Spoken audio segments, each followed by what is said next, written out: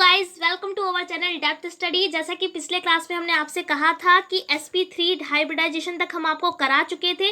आज के क्लास में जो बचे हुए हाइब्रिडाइजेशन है उनको हम पूरा कंप्लीट कर देंगे, यानी कुल मिलाकर जो हाइब्रिडाइजेशन है वो पूरा टॉपिक ही यहाँ पर हम कवर करवा देंगे।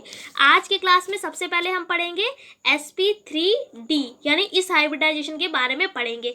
कैसा होगा, एक s होगा, 3 p होंगे और एक d ऑर्बिटल, तीनों आपस में मिल जाएंगे, क्या बन जाएगा sp3 हाइब्रिड ऑर्बिटल, और इस फिनोमिनन को बोलेंगे sp3d हाइब्रिडाइजेशन। सेम जैसा बताया वैसे ही लिख दिया है कि जब एक s ऑर्बिटल और 3 p ऑर्बिटल और एक d ऑर्बिटल जब आपस में मिलकर एक नए ऑर्बिटल का फॉर्मेशन करते हैं तब बने ऑर्बिटल को क्या कहेंगे, sp3d हाइब्रिड ऑर्बिटल। और इस फिनोमिनन यानी कि घटना को क्या कहते हैं हम, sp3d हाइब्रिडाइजेशन। फॉर एग्जांपल हमने ले लिया है PCl5 का, ठीक है। तो PCl5 में हम p का यानी फॉस्फोरस का क्या बनाएंगे, कन्फिग्रेशन नंबर होता है इसका 15, बनेगा 1s2 2s2 2p6 3s2 3p3 और 3d 0 क्यों लिखा है, क्योंकि ये ग्राउंड स्टेट की बात करी है। एक्साइटेड में क्या होगा, यहाँ से एक जंप कर जाएगा इलेक्ट्रॉन, क्या है sp3d है ना, एक s में रहेगा इलेक्ट्रॉन, p में 3 इलेक्ट्रॉन रहेंगे और d में 1 इलेक्ट्रॉन रहेगा। इसीलिए हम क्या करते हैं, एक्साइटेड स्टेट में यहाँ से एक इलेक्ट्रॉन को जंप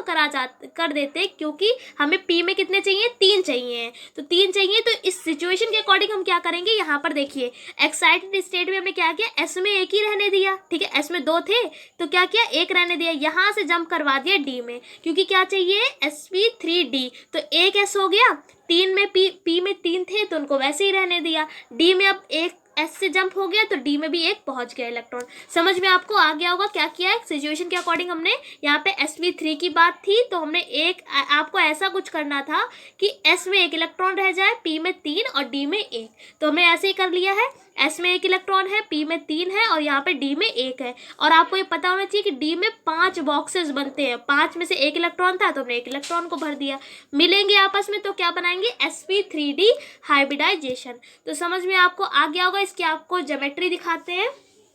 PCl5 की कुछ इस तरीके से शेप बनेगी, ये देखिए बीच में p है, क्या है, अभी यहाँ पर कलर चेंज करके बताते हैं, बीच में क्या है, p है यहाँ पर, और हमने PCl5, क्या नाम था, PCl5, यानी 5 यहाँ पर Cl जुड़े होंगे। तो देखिए 1 2 3 4 5। अब ये Cl कैसे जुड़े हुए हैं वो भी आप देख लीजिए, ये देखिए सबके पास एक एक इलेक्ट्रॉन था, बिल्कुल सब हमने यहाँ पर ओवरलैपिंग आपस में कर दिखाई भी है कि किस तरीके से बॉन्ड बनेंगे। सेम आपको ऐसा ही बनाना भी है अपनी कॉपी पर, अगर आप नोट्स बना रहे हैं तो। 3 हमने यहाँ पर इस तरीके से जोड़े कि ट्राइगोन की तरह दिखे, ट्राइगोन यानी इस तरीके से आप 3 कोने दिखाएंगे, Cl कुछ आप इस तरीके से जोड़ेंगे। फिर क्या करेंगे, एक यहाँ पर Cl इस तरीके से एक ऊपर आ जाएगा और एक नीचे जोड़ देंगे, तो 5 Cl हो गए, तो इसका नाम क्या हो जाएगा, PCl5, ठीक है। आप चाहे तो इस तरीके से भी बना सकते हैं, या करके हमने ये चीज़ हटाकर बॉन्ड लगा दिया, आप ये चीज़ हटाएंगे तो बॉन्ड लग जाएगा। तो देखिए ये ट्राइगोन बन गया, क्या बन गया, ट्राइगोन।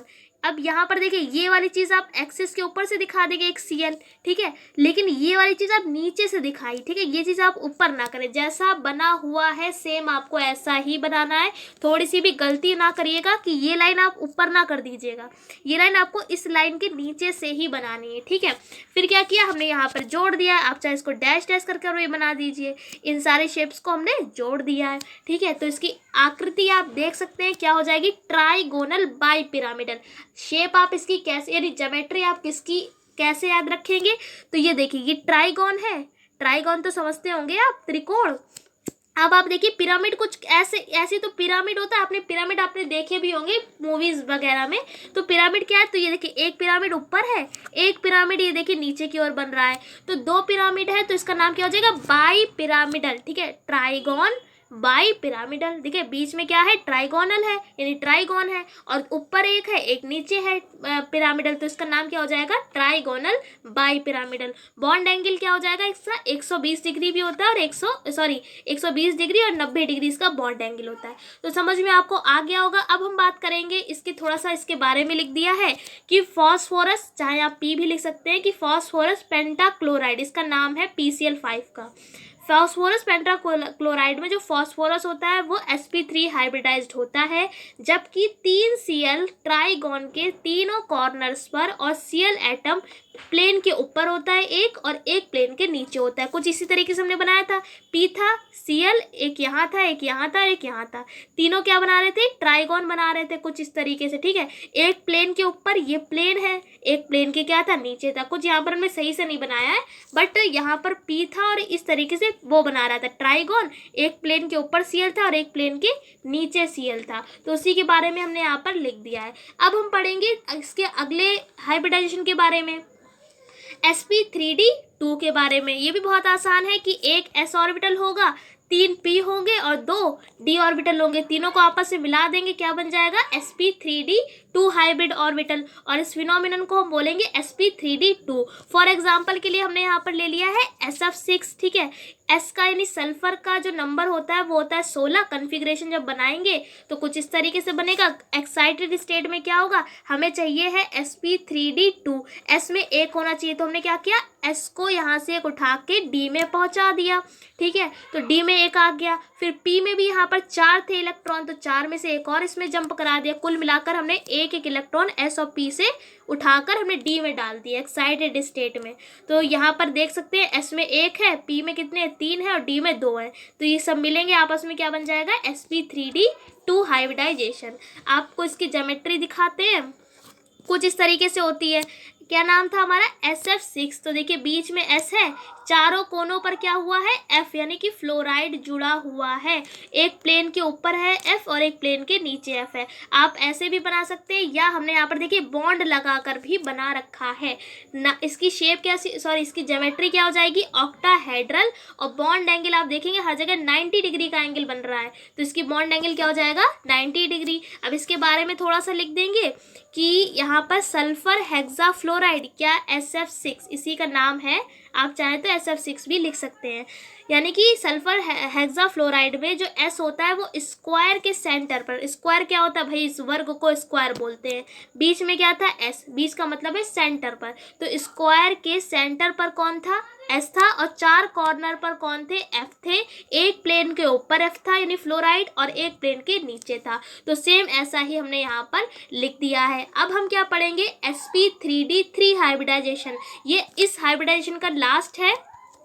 इसमें क्या होगा, एक s ऑर्बिटल होगा, ठीक है, और 3 p होंगे, और क्या होगा, 3 d ऑर्बिटल होंगे। जब इन तीनों को आपस में मिलाकर एक नया ऑर्बिटल बनाएंगे तो क्या होगा, इस ऑर्बिटल को हम क्या कहेंगे, sp3d3 हाइब्रिड ऑर्बिटल, और इस फिनोमिनन को बोलेंगे sp3d हाइब्रिडाइजेशन। ठीक है, फॉर एग्जांपल ले लिया हमने IF7, तो I का यानी आयोडीन का जो नंबर होता है वो होता है 53। इसका कन्फिग्रेशन कुछ ऐसा बनेगा, आप चाहे तो पूरा भी दिखा सकते हैं। हमने यहाँ पे क्रिप्टन 36 लिख दिया है। अब क्या करेंगे, इसके आगे से आप दिखा देंगे 40 10, आप चाहें तो पूरा भी दिखा सकते हैं, बट हमने शॉर्ट में यहाँ पर दिखा दिया है। क्या करेंगे यहाँ पर, क्या नाम है इसका, sp3d3, यानी एक s में होगा, 3 p में, और d में 3 इलेक्ट्रॉन होंगे। तो क्या किया हमने, s में 1 रखा, p में 5 थे, तो दो हमने क्या किए, 2 p से इलेक्ट्रॉन ले लिए और 1 s से ले लिया, और कहाँ भेज दिया हमने, जंप करवा दिया d में, तो d में 3 हो गए, सब में हमने इलेक्ट्रॉन भर दिए, नाम इसका हो जाएगा sp3d हाइब्रिडाइजेशन। अब इसका हम आपको ज्योमेट्री दिखाते हैं किस तरीके से होगी। IF7 की I कहाँ पर हो जाएगा, बीच में, ठीक है, और यहाँ पर पेंटागन की तरह बनेगा। पेंटागन आपको पता होगा जिसकी 5 भुजाएं होती हैं। देखिए 5 कोनों पर हमने क्या किया है, F को जोड़ दिया है, यानी फ्लोराइड एटम को जोड़ दिया है। एक प्लेन के ऊपर यहाँ पर होगा फ्लोराइड, एक प्लेन के नीचे, तो जुड़कर कितने हो जाएंगे, IF7। 5 कोनों पर F है, एक ऊपर एक नीचे, कुल मिलाकर कितने F हो गए, 7 हो गए। ज्योमेट्री क्या हो जाएगी, पेंटागोनल बाई पिरामिडल। पेंटागोनल जैसे हमने आपको भी बताया था ना कि ट्राइगोनल बाई पिरामिडल PCl5 की होती है, तो वहां पर क्या था, ट्राइगोन बनना था, एक प्लेन के ऊपर था, एक प्लेन के नीचे था, तो उसको हमने क्या बोला था, बाई पिरामिडल। तो ऐसे यहाँ पर पेंटागोनल है, यानी कि यहाँ पर ट्राइगोनल हटा के पेंटागोनल आप लगा लीजिए। क्यों, क्योंकि यहाँ पर पेंटागोन शेप बन रही है, एक प्लेन के ऊपर पिरामिड बनना है, एक प्लेन के नीचे बन रहा है, तो इसका नाम क्या हो जाएगा, pentagonal bi pyramidal. Bond angle क्या होता है इसका, 72 डिग्री और 90 डिग्री। इसके बारे में थोड़ा सा लिख देंगे कि आयोडीन हेप्टाफ्लोराइड, आप चाहे तो इसको IF7 लिख लीजिए, चाहे तो आप यहाँ पर ब्रैकेट में लिख सकते हैं कि आयोडीन हेप्टाफ्लोराइड में जो I यानी कि आयोडीन जो होता है वो sp3d हाइब्रिडाइज होता है, और जिसमें आई यानी कि आयोडीन जो होता है वो क्या होता है, पेंटागन के सेंटर पर, क्या था, पेंटागन बना था हमारा और उसके सेंटर पर था। और 5 जो फ्लोराइड आयन थे वो 5 कॉर्नर्स पर थे और एक जो था वो प्लेन के ऊपर था और एक फ्लोराइड एटम हमारा प्लेन के नीचे था। तो समझ में आपको सारे आ गए होंगे। सबसे पहले हमने आपको बताया sp3d के बारे में, उसके बाद हमने आपको बताया sp3d2, फिर उसके बाद sp3d3 के बारे में। तीनों के बारे में डिटेल में बता दिया है। ये नहीं पूछे जाते हैं हालांकि एग्जाम में, बट इसकी ज्योमेट्री और बॉन्ड एंगल पूछ लिए जाते हैं, इसलिए हमने आपको डिटेल में लिखवा दिया है। अगर आपसे कोई कहे कि हाइब्रिडाइजेशन निकाल कर दिखाइए तो बहुत आसान है, फॉर्मूला लिख दिया है कि sigma bonds plus lone pair of electron. I hope पूरा क्लास आपको अच्छे से समझ में आ गया होगा। कोई डाउट है तो आप नीचे कमेंट कर सकते हैं। हम मिलते हैं इसके अगले नेक्स्ट वीडियो में, तब तक के लिए जय हिंद जय भारत।